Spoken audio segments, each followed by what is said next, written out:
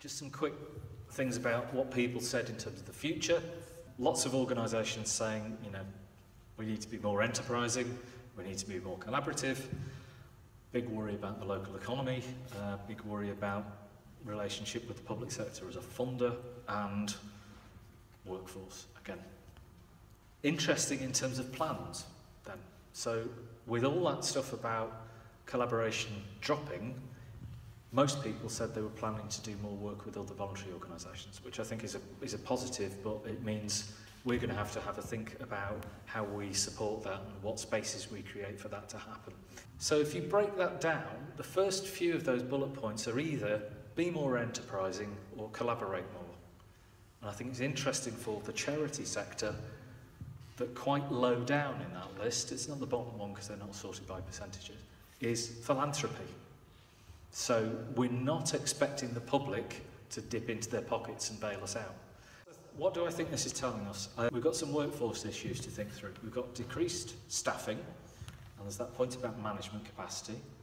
And what does that mean for our ability to do some of the things we know we want to do, like collaborate and be more enterprising?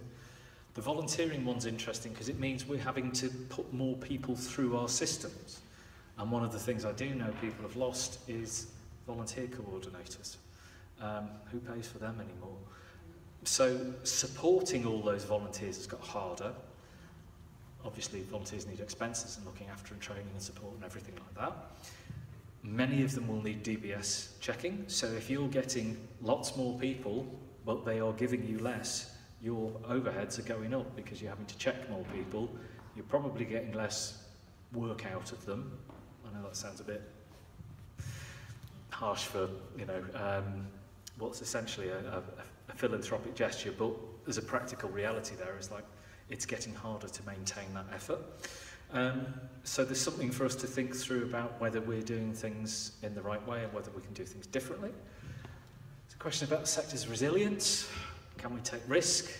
If our reserves are going down, that means we're less able to take risk, but it means we're faced with this problem long term of increasing demand and decreasing stability in some organisations.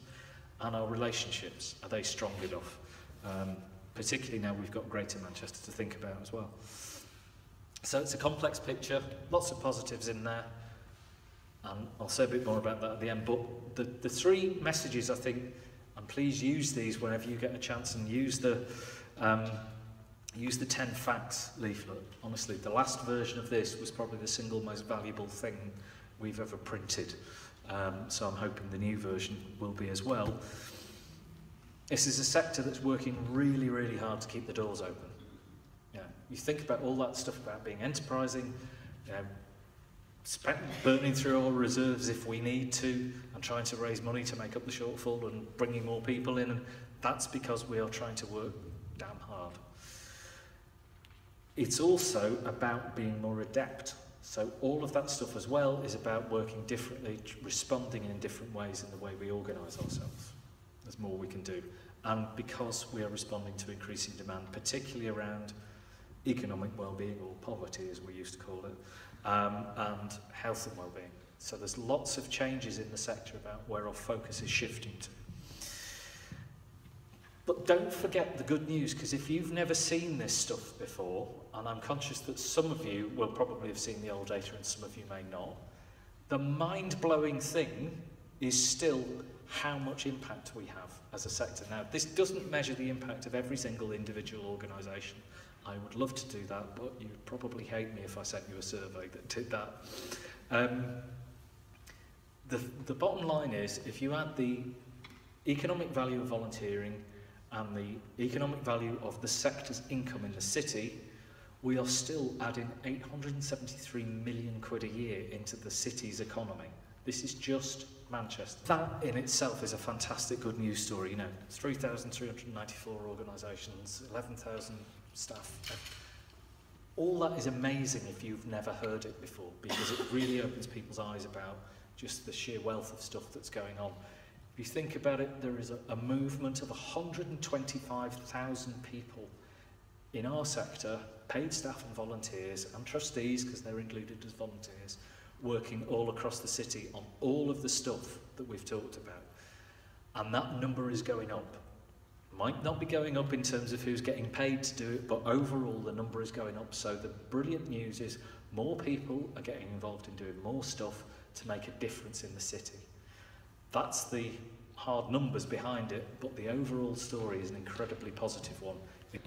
If you want the copy of the full report, it's on the website, so it's in the policy and influence section. There's a link, we'll send the presentation around. We've got a full report. We've got the 10 facts leaflet, and we've got the summary, and I think you've all got the summary version in your pack. If you want to see the other Greater Manchester reports, they're on the 10GM website. There's a link there. So we have full reports for most of the boroughs, or at least a summary of whatever data we were able to capture and extrapolate. So I'm going to leave it there.